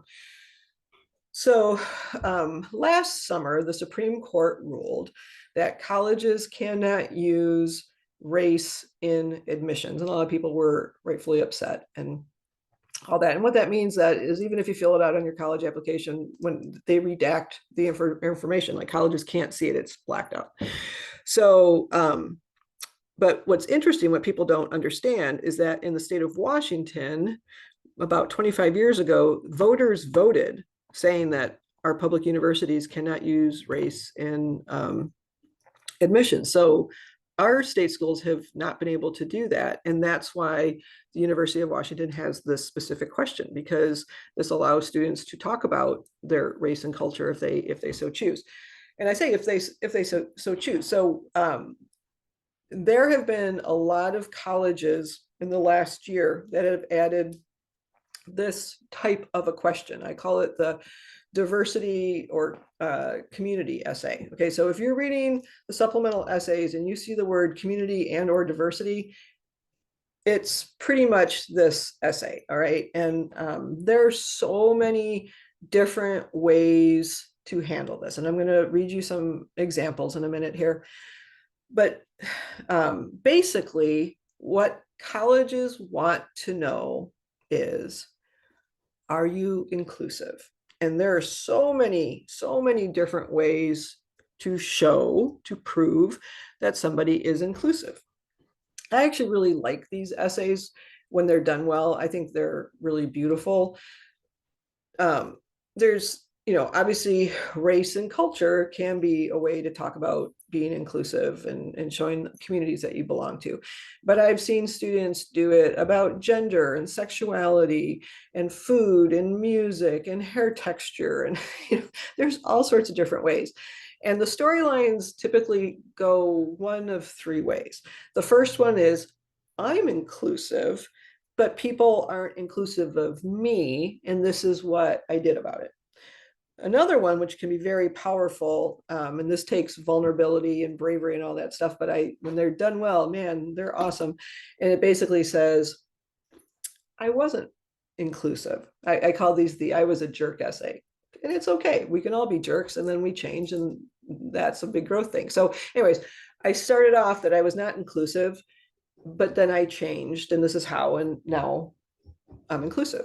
And then the third storyline goes something along the lines of, I'm inclusive and people are inclusive of me. However, I noticed they weren't inclusive of them, and that bothered me. And this is what I did. So, most likely, you are going to need your community or diversity essay, especially if you're applying to UW, because they do always have it. So, I'm going to read to you a couple different examples. Just going to read through them. The yellow for each of them are just areas where I feel the student has demonstrated vulnerability, because I just want to show you what it looks like. Okay, so that you get a sense, like it's not like ooey gooey details type thing. All right. So this is the I was a jerk essay, and I really liked the student and was really proud of them for doing this. But growing up, phrases like kill yourself and go off yourself were common. I wasn't aware of mental health issues and said these things because I thought they were funny. In sixth grade, a friend tried to explain to me that he wasn't doing well mentally. I thought he was joking and brushed him off. For 3 years in middle school, I worked with a personal trainer that I looked up to as a role model. When he committed suicide in 2019, 3 days after I'd seen him, I was shocked. I hadn't thought about anyone's mental health, including my own. It bothered me because I hadn't noticed anything wrong. I felt guilty and blamed myself for not recognizing anything, or at least trying to help him. I still feel that way. This really opened my eyes about mental health issues. It made me realize that I have no idea what anyone is going through, and no one knows what I may be experiencing. I'm now more empathetic to someone with mental health issues, because while I may not know how they feel, I do know the feeling of losing someone because of mental health issues. I've learned to recognize signs of depression. More than once, I've reached out to friends to make sure that they were okay and that they knew they weren't alone. At first, it was hard for me to start these conversations because I didn't know how they would respond. It's much easier now. They're used to my asking and seem thankful that I check up on them. At the University of Washington, I look forward to taking classes on psychology and will continue to spread mental health awareness by participating in your peer health educators program. Okay, here's a very different one. This one is a little bit more traditional, maybe. When I was 5, my mom had me choose between Carnatic music or Indian classical dance. I refused both since my older brother wasn't required to do one, but I had no choice and picked Carnatic music. I didn't like it. My teacher demanded crossed legs, straight backs, quick memorization, and perfect hand beats for an hour every week. I had to practice 2 to 3 hours a week at home. Seeing my other Indian friends happily dance, I wondered if I made the right decision. My mom wouldn't let me drop out. She told me how growing up, her family loved to sing, but couldn't afford lessons. She sat with me during classes, which was embarrassing in high school. She forced me to perform at every function. Since I would have a full IB schedule junior year, she agreed I could quit when I entered 11th grade. I counted down the days. In 8th grade, my family went to India. My mom asked me to sing for my grandma. I sang the one song I enjoyed about Lord Krishna and his adventures. I sang with passion as energy flowed through me. After I finished, she thanked me. When she explained how her mom sang this when she was a child, I understood why my mom forced me. Singing was a connection to my homeland, my family, and my mom wanted to pass that to me. Even if Carnatic music had no value to me, it had value to others. While I did quit, singing seeped into my everyday life. I gained a new appreciation for learning Carnatic music because the skills I gained could be used for any music. At the University of Washington, I will join an a cappella group to continue using my gift to make others happy. The summer after junior year, I took up hiking. I was unprepared for my first hike and wanted to quit, but a thumbs up from another hiker who saw me struggling convinced me to push to the top. Since then, I make sure to silently encourage hikers as I make my way downhill with a thumbs up or a nod. I was surprised that trails weren't dominated by athletes, but instead with people of various ages and body types. During one hike, I met an older group of hikers who mentioned summiting Mount Rainier a few years ago. I realized that determination and preparation is what mattered. With their help and advice, I was inspired to train for Mount Baker. I would have never considered it due to my asthma, but realized that if they could do it, so could I. 2 months later, I went with a guide and a group of strangers to Mount Baker.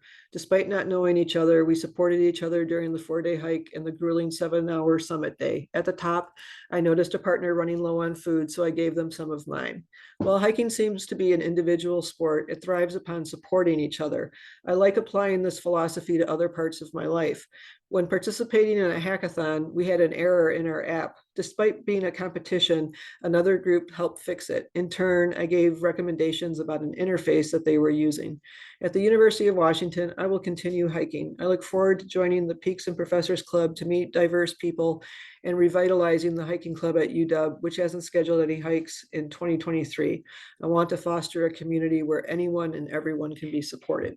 So these are all three very different examples, but three very good examples of showing that people are, that this writer was inclusive.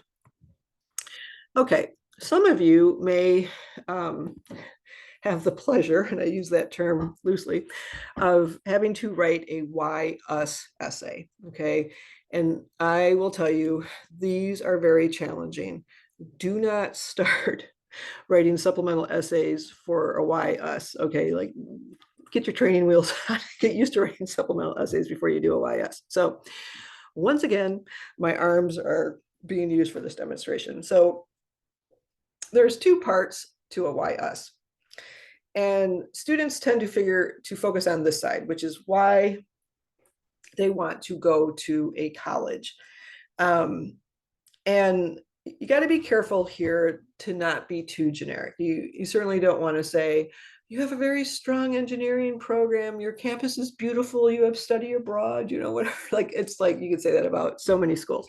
So you want to be pretty specific. And this is why doing research about a school, visiting a school in person, you know, be say, oh my gosh, when I visited, you know, when I toured your campus, I met with the dean of nursing and, you know, whatever. So there's that part. But the part students forget is this part, which balances it out, which is, why should the college want you? Okay, you have to share things about you that would make them go, yeah, man, you sound like a student that we want to have. So when you're a good exercise, and you should do this, because again, if you don't do this, you're not going to know what you're looking for. But what is it that you are looking for from a college? Okay, like, you know, like maybe I'm somebody who I don't know, maybe I'm looking for a strong a business school with a lot of different majors. Maybe I'm looking for a tight-knit community with lots of school spirit. Maybe I'm looking for a place that offers pizza 24 hours a day. I don't, you know, whatever. What is it? You know, I want it to be within a 2-hour plane ride of home. And I want this, you know, blah, blah, blah, blah. I want to be able to interact with my professors. I want, you know, whatever. So think about, what is it you are looking for generically from a college? What does that specific college offer you, and how does it match up with what you're looking for?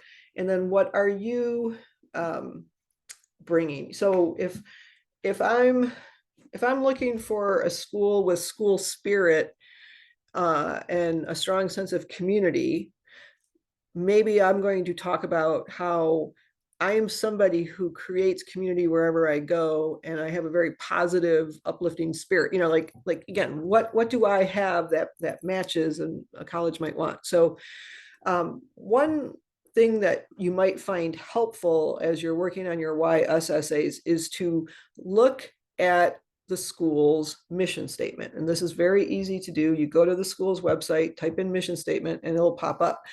And I just have a couple examples here. I just did some cut and pasting here. But so Purdue, it says, we're cultivating a supportive environment. We're looking for people who embody integrity and accountability in every endeavor, okay? We look for people who are embracing diversity, promoting inclusion, freedom of thought and speech. Okay, well, I might not be able to address all of those in my why us response, but I might pick one or two of those because if I know that's what Purdue's looking for, I want to be that person. Okay. The same thing with USC. They're looking for a willingness to help one another. Okay. Then we've got the University of Michigan. We're developing leaders and citizens who will challenge the present and enrich the future. Okay, that's pretty big. The Northwestern, oh my God, Northwestern wants everything. And again, they're looking for like, what is there, 8, 9 things here. And obviously you can't be all 8 or 9. One, because you wouldn't be able to develop it, but maybe I'm somebody who grow leaders. I'm a leader, or strengthen our community. Oh my God, I love a strong community, and I've got experience doing that. Like, focus on whatever it is you can bring, but look at their mission statement.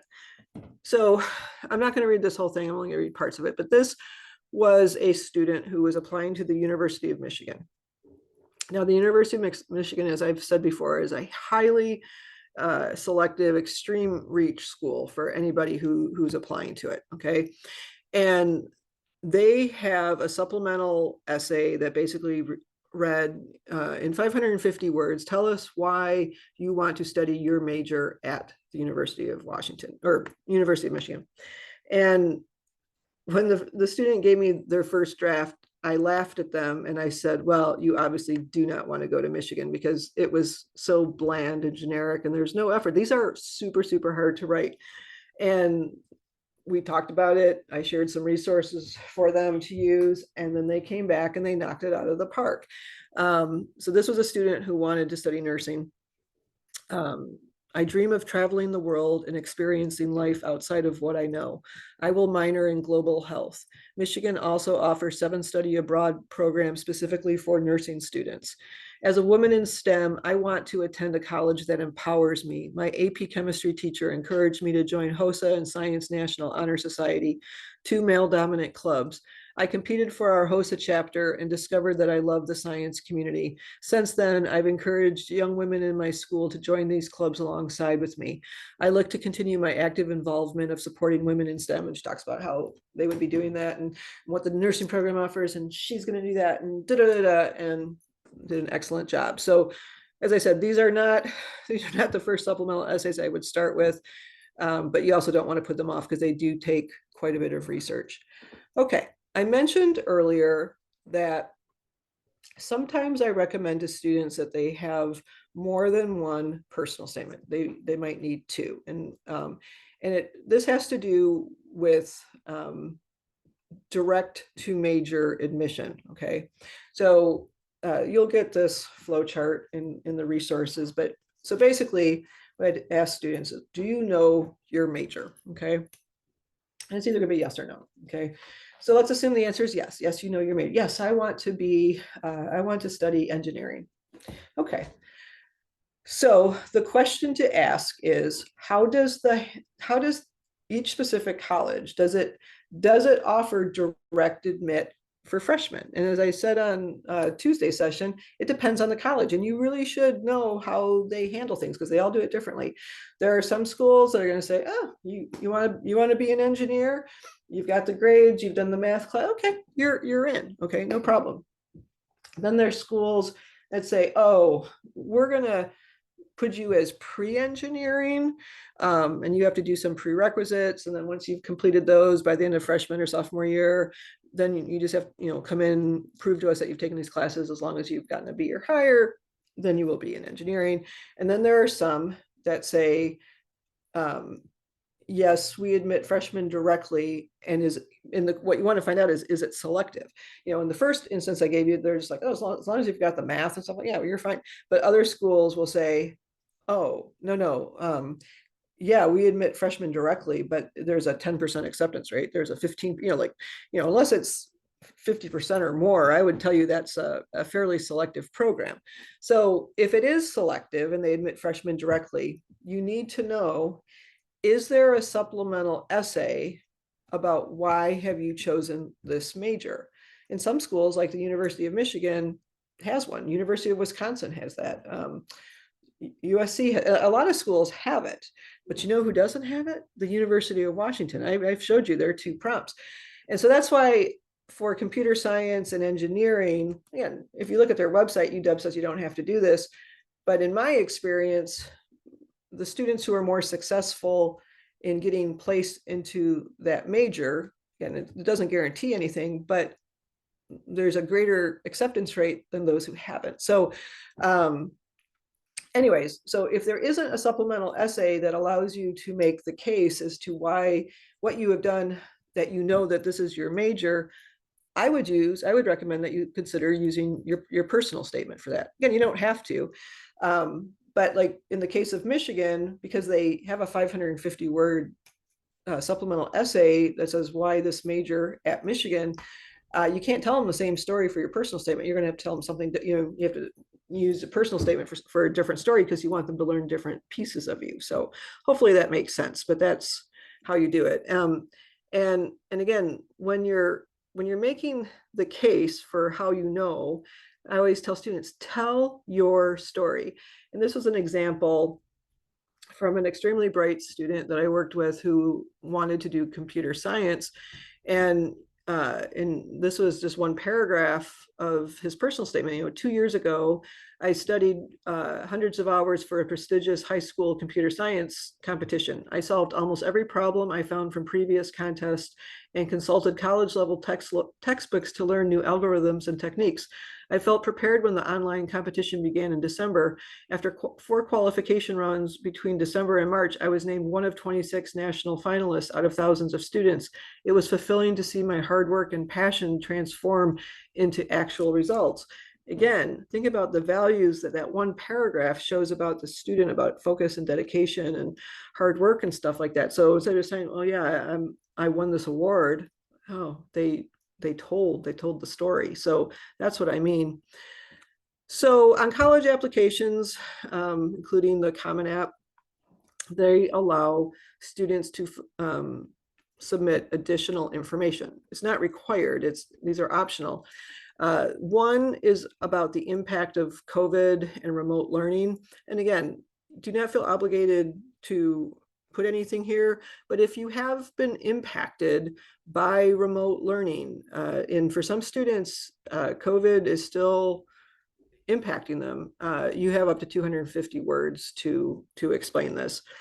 The other one is just, do you wish to provide details of circumstances or qualifications not reflected in the application? And again, I would say the majority of the students I work with don't have anything to say here, but some students certainly do. So I'll just give you some tips here. So they give you up to 650 words for this particular one. In my opinion, no one should spend 650 words. Like, this is not meant to be excuses. This is just explanations. But what this section is for is to put things in context that the person reading your application might not know, like background information. So I always tell the students that I work with who attend choice high schools in the Lake Washington School District, this would be Tesla, ICS, Cambridge, just to flag it. Okay, now you always hope that the person reading your application understands that you're at a choice school. But as I said, you don't know who's reading your application. You don't know what kind of day they're having. Maybe they forgot to check things. Maybe they're brand new, whatever. So like, just as an example, for Tesla STEM, I just tell students to say something very brief along the lines of, I attend a STEM, lottery-based STEM high school in our district. The curriculum is very rigorous and students have very little choice in curriculum. That's all you got to say. And what that does is, for a student who's doing well, they might go, oh, wow, that kid's doing really well now that I, because again, they're reading fast, you guys. They're not, they don't have the time for that. And if a student maybe, again, maybe they have a 3.5 GPA, which is awesome, that's good. It's almost an A-. But at a rigorous school like that, that might be even more impressive. It might bump them up in thought. So there's that. Sometimes students have retaken classes. Okay. So, and just FYI, again, it depends on the college. There are some colleges that will only replace grades if it's a D Some will take C's, it totally depends. You're gonna have to find out from the colleges, but if you've retaken classes, they both show up on your transcript, and you should explain why, because the transcript does not explain why or how you retook anything. So again, it could be, maybe you had health issues, or maybe, whatever, something was going on. So help them know. So don't be afraid to use this, but don't feel like you have to use it either. But there's that. So your goal, as I said earlier, is to tell a story that only you can tell. And I know that just sounds super intimidating, but what you want to avoid is the cliche. And sometimes, when I'm reading essays, I'll be like, oh, seen this one before, oh, you went on a mission trip and you discovered that no matter the color of our skin, we're all people. And please know, I'm not laughing at the lesson, because that is a very important lesson for us as humans to learn about. But it's just, again, it's like, oh, or I play a sport, I got injured, it was really hard to be on the sidelines, then I came back and then I was happy, or I struggled in a class and I finally got the strength up to ask for help from the teacher and they helped me and my grade went up. And so okay, I'm not laughing at the lesson, but sometimes when I start reading an essay, I think, oh, dear God, please, I've heard this story so many times. And I guarantee you they do the same thing at the admissions office. So you want to tell a story that only you can tell. And I'll tell you, here's a quick example. So going back to the mission trip, which are very wonderful experiences for young adults. I had a student, and I had told her, I'm like, whatever you do not write I went on a mission trip and I learned that no matter the color of our skin, and she, oh, I would never do that. And then she comes back and she writes that essay. And I was like, oh, come on. Now, this was a student I knew. And so I said to the student, I said, hey, you want to study biomedical engineering, right? And she goes, yeah. And I said, okay, you told me that on your mission trip, you went to Africa and you met a little boy who had like 8 fingers on one hand and 7 toes on a foot, and that you thought, oh my gosh, I want to help people like this. And then you met a little girl who, when she was born, her mother, something was obviously wrong with her. She threw the baby into a latrine trying to kill the baby. Baby didn't die. So then the mother set the baby on fire, and this poor little child had a reconstructed face. And you're like, that is so different than, oh, let's all hold hands, sing kumbaya together. So you want to tell a story that only you can tell. Doesn't mean you can't write about any of these things that are on this list. Just don't tell the cliche, okay? So eventually you do have to pay attention to word count and grammar and punctuation. Remember, no direct dialogue, just paraphrase. No flowery writing. Flowery writing is if you would never say it and it's got lots of description and you would never say that, like if you're talking to somebody, that's flowery writing. Be yourself. If you're funny, creative, whatever. Now, again, I don't know you guys. I can't see you. I don't know anything like that. But I understand you're probably intelligent. You probably have a great vocabulary. I'm not telling you to dumb it down. I just want you to make it conversational in the way that a 17, 18-year-old speaks. And that's why I always thought, I can always tell when a parent has written something because it does not sound like a teenager. What I mean by that is you would never say, I grappled with the situation. I've never used that phrase in my 62 years, okay? Let alone a 17-year-old saying it, or it was a harrowing situation. No, you just say, I was scared, So please, if you wouldn't say it, don't write it. Don't worry about a hook. If a hook happens naturally, awesome, but I've read you a bunch of things, there's no hook. Get rid of unnecessary descriptives, the adjectives. Only tell the parts that are important. Don't ramble. Be careful of complex sentences. Complex sentence just means it's a really long sentence, like more than 3 lines in a document. They're hard to read. And remember, they're reading these fast, so we want to make this as readable as possible. And also, we don't speak in complex sentences. So just make them shorter, just break them up. Make sure you're making I statements, not you statements. Another pet peeve, do not make you statements. You're writing in first person. read the essay aloud to yourself or push the button on your computer where it reads it to you. Ask yourself, if I didn't know anything about me, would the story make sense? And then look for your values. Remember, I said a really good personal statement probably reflects at least 3 to 5 of your values. So you should make sure that they're in there.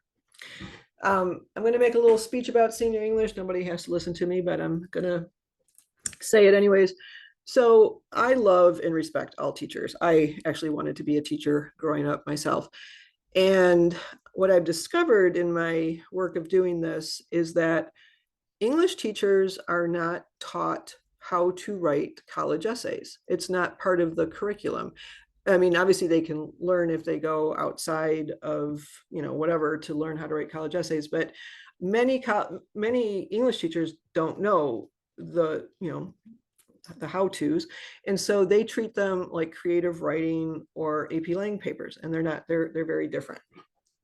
But where my issues with senior English comes into play, because that's what most senior English classes work on in the fall is college essays, which is great.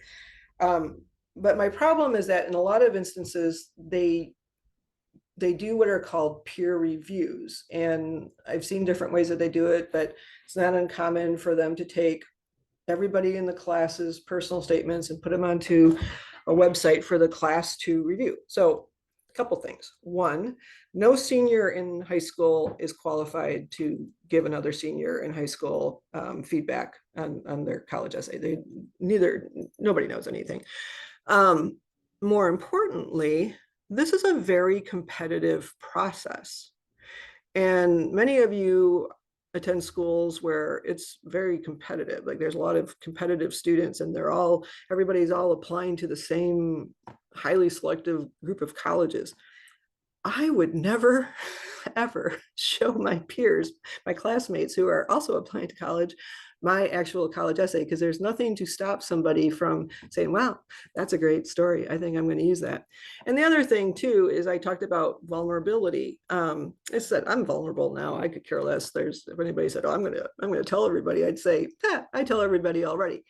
But when I was 17, I guarantee I would not be comfortable sharing my vulnerable pieces of my life with my classmates. I might tell my best friend, but I'm not going to share it with my peers. So I realize that many of you you're going to have to submit something, and students will tell me, they're like, oh, Mary Pat, my English teacher requires that we have a hook. My teacher requires that we start with a quote. My teacher, and again, give your teacher what they like, but I personally would never show my real product.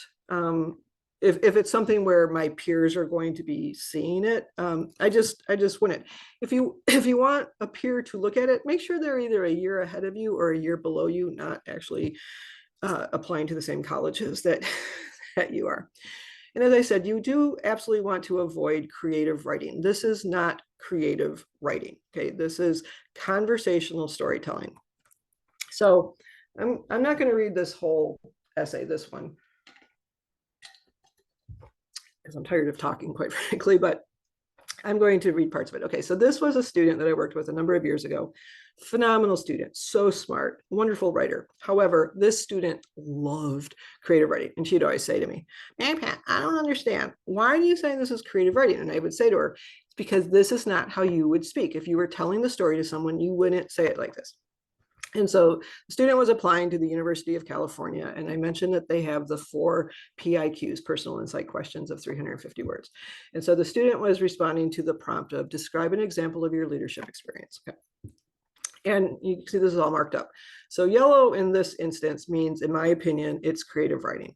Green are issues, which I'll explain in a second. And if you feel free to read the creative writing version. I'm going to read the final version to you so you understand the difference.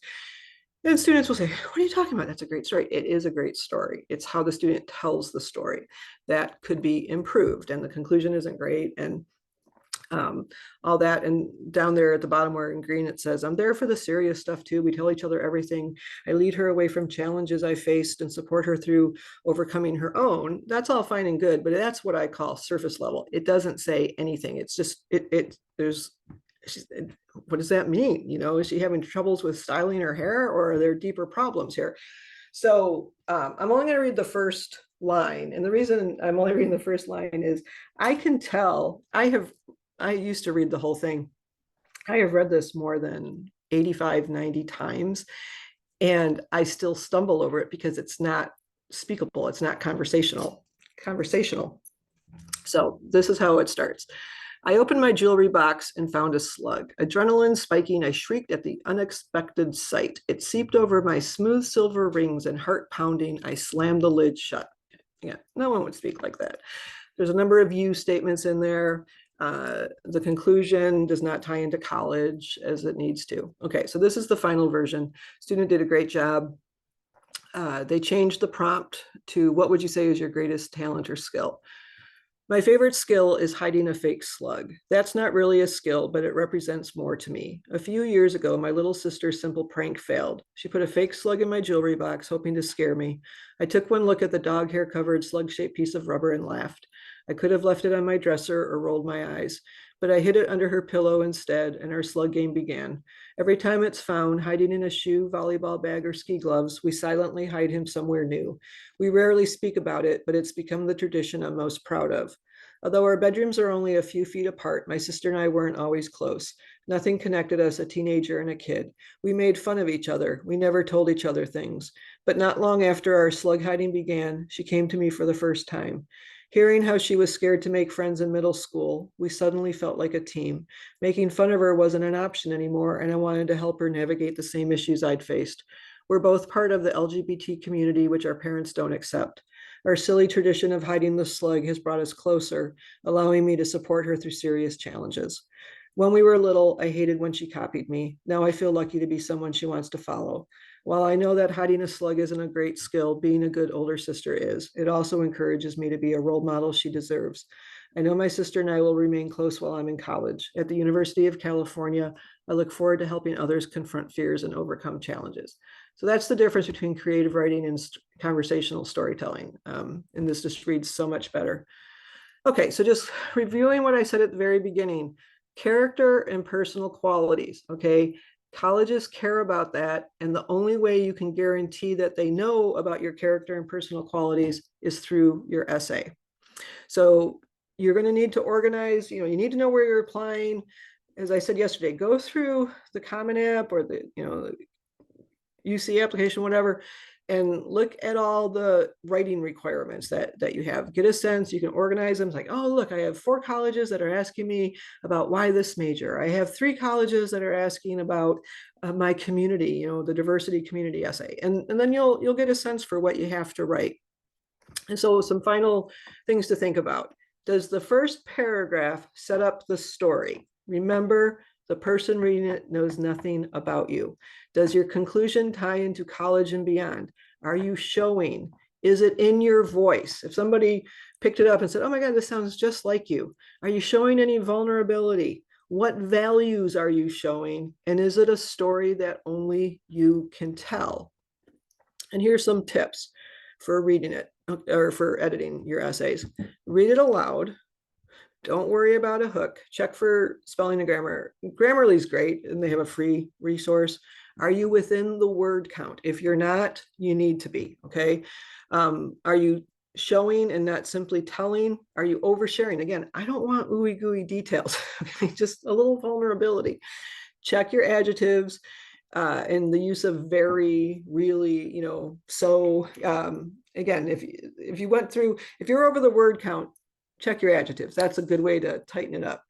You do not need to say freshman, sophomore, junior, senior in high school, 10th grade of high school, blah, blah, blah. Just say 10th grade, it's high school, okay? Are you answering the prompt? Check for if there's, do you notice there's any words in direct quotations? Paraphrase it. It just reads so much smoother. It's less awkward. Does it make sense? Is it readable? If they're reading it fast, does it make sense? And keep it in simple tense, okay? If I'm tightening up a student's essay, they might say, I had the opportunity to go on a hike, and I just say, I hiked, okay? Like just simple tense. You will tighten up your word count very easily. So a final exercise, I'm just right at 2 o'clock. Yay me. Um, Again, just something to think about. I, I wish again we were here in person, but after going through 2 hours of hearing about this and me saying, what do you want colleges to know about you and things like that, ask yourself, okay, when the college is all done reading my application, what do you want them to know about you? And I ask this question when I'm working one-on-one, and sometimes students will say things like, wow, I want them to know that I'm someone who will take advantage of every single opportunity that college affords me. Okay. Or another student might say, balance is so important to me. I want to have a experience where, you know, I have opportunities in other areas, not just this very small field. Or I want colleges to know that I'm going to be a great leader, and I'm going to do so, whatever. But see if you can come up with a couple different things. Like, okay, well, what, again, because if you don't care what a college knows about you, well, then any essay will work, and you may or may not like your results when this is over. But as I said, so let's go back to the first one I said, where I want to, in college I want to take advantage of every single opportunity. I don't want to I want to make sure I maximize the experience, something like that. Okay, how would a college know that about a student? Is it in a transcript? Nope. Is it a test score? Nope. Is it an activity? Nope. Could it be in a letter of rec? Again, we don't see them, and it's possible you're applying to a college that doesn't require them. But I suppose it is possible that a teacher could say, wow, Mary Pat is the type of student who always wants to make the most of every opportunity she is given. I mean, it's possible that a teacher could say that about me. And so what does that leave? It leaves the essay. And in most cases, when students actually think about what they want a college to know about them, it's not going to be found in the other parts of the application, which is great because the essay is sacred. I tell students all the time, the worst thing you can do is waste your essay telling them something that they go, oh, you're good at math? Yeah, I knew that about you because you're of all the math classes of the Math Honor Society, blah, blah, blah, blah, blah. So just don't waste the opportunity. So, okay, so going back to my example of I want a college to know that I am going to make the most of every opportunity that the college affords me. Okay, what is that, 20 words or something like that? I don't know. Well, now I got to prove it. Okay, so that's so it's one thing to know what you want to say, but then you got to figure out, okay, how am I going to prove it? What have I done in the past? What excitement, what research have I done to know, like maybe I haven't made the most of opportunities and I want to share that. That would be my vulnerability. But I've learned from those lessons, and going forward, I know that this is something that's ahead. So tell your story. And I guarantee each and every one of you has a story that only you can tell. So